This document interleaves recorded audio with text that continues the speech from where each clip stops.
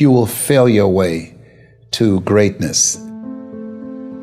Most people allow their fear of failure to outweigh their desire to succeed. When you're willing to fail again and again and again, when you make up your mind to become unstoppable, when you make up your mind to become a no matter what person, then that will then give birth to a part of yourself that you don't know right now. Imagine, if you will, being on your deathbed and standing around your bed, the ghost of the dreams, the ideas, the abilities, the talents given to you by life, and that you, for whatever reason, you never went after that dream. You never acted on those ideas. You never used those talents. You never used those gifts. And there they are standing around your bed, looking at you with large, angry eyes, saying, "We came to you, and only you could have given us life. And now we must die with you forever." See, most people stop short of their dreams and park and get off the highway of life because of the rejections of life. You will always be rejected. It's no big deal. Jack Canfield said rejection is a myth. It's not like when somebody says no and then they slap you. No, it's just, to me, make no your vitamin. Get excited about the no. Why? Because every time someone says no, that brings you another step to a yes. You're getting closer. Trust me, you will win if you don't quit. You will win if you don't quit. Even a broke clock is right twice a day. As you go through the challenges of life and you look at it and embrace whatever comes to you, don't run from it. Step toward it. Don't try and duck it like most people do. See, most people want it easy. See, easy come, easy what? Easy go. See, but when you go at what you're going to deal with and you deal with the difficulties of it, when you handle those hard things close at hand, making those hard decisions right now that you don't want to make, learning those things that you don't like to do, but you know that in order for you to get where you want to go, this is one of the hoops that you have to flip through.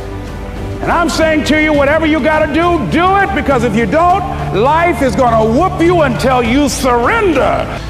You have something that you brought to the universe, and that if you decide that my life deserves my developing this what I do well, and becoming the best at it, and mastering myself, and seeing what I have within me, if you decide to drop your buckets where you are and develop your gifts, I grant you, you'll never ever be without.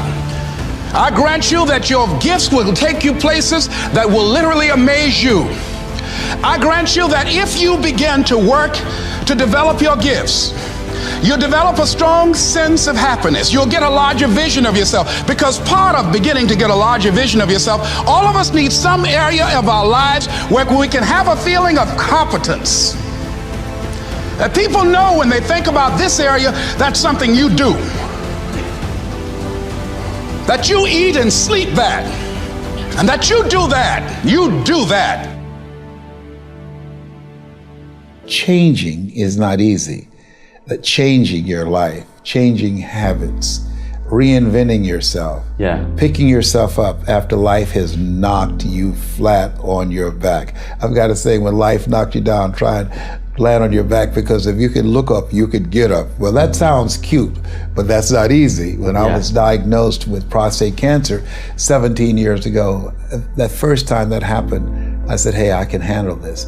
Then when it came back a year later, last year, 17 years later, and this time it metastasized to 7 areas of my body and ate 40% of my T1 vertebrae.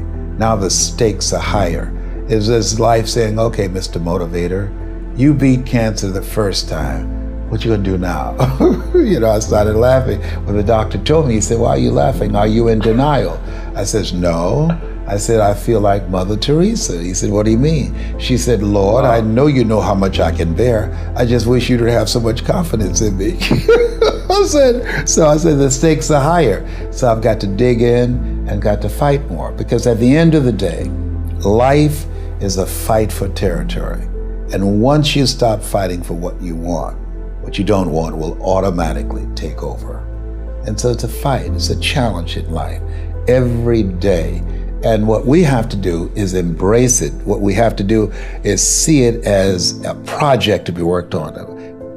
In life, you will always be faced with a series of God-ordained opportunities, brilliantly disguised as problems and challenges.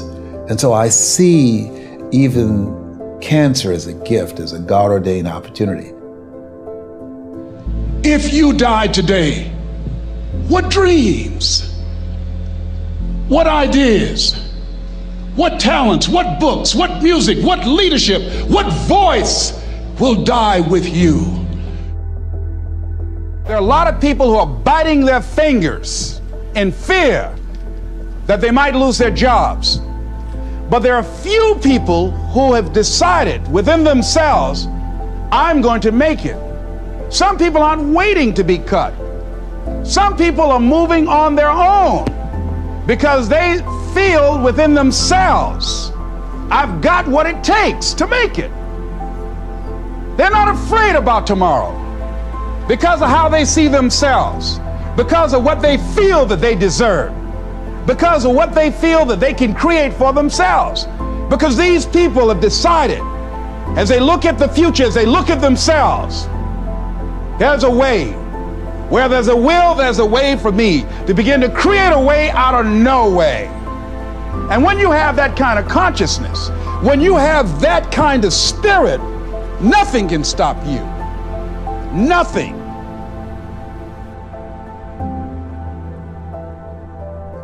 There's no secret to success. There's a system to success.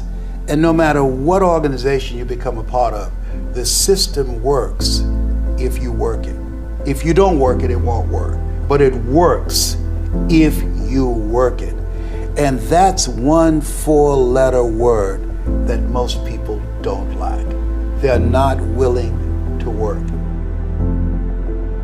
There are winners, and there are losers, and there are people who have not discovered how to win. And all they need is some coaching. All they need is some help and assistance, just a little support. All they need is some insight or a different strategy, a plan of action to make some adjustments that will open up the key to a whole new future for them, that will give them access to the unlimited power that they have within themselves. That's all that they need. So what I want you to do is think about something you want for you, that's real for you, that's important for you, that will give your life some special meaning and power. And I don't even want you to say, I can do that. I don't want you to assume that. See, 5 years ago when I started out in this area, I would not have been able to make the mental leap that I would be up to where I am right now. I don't want you to begin to just psych yourself out. No. I want you to be able to say something to yourself that will enable you to maintain a level of integrity with yourself. That when you say this, even when you face tremendous setbacks, it will be a benchmark to keep you in the game, to keep you moving forward and experimenting and readjusting your strategy and your plan of action, continuously looking for ways to win. I think we have to reflect on, who am I? Why am I here? What drives me? If I died today, what 3 words would I want said about me if I died today? You know, what is it that defines me? You know, and how do I define myself? So I went to the next mode necessary to start talking to people and seeking and asking for what I wanted and leveraging relationships and trying to find out, how do the people do it that went ahead of me? How do they do it? And then what is it I need to do? How is it I need to train myself, to develop myself? What's the resources that will be required in order to make it happen? And as I start seeking out and asking questions, I started running into people who said, I know someone who can help you do that. And they helped me get connected with those people. Remember, we have so much energy that can take us so far. It's necessary that you hook up with some other energy that can take you to the next level. I hooked up with them. They said, let's go. I said, away we go.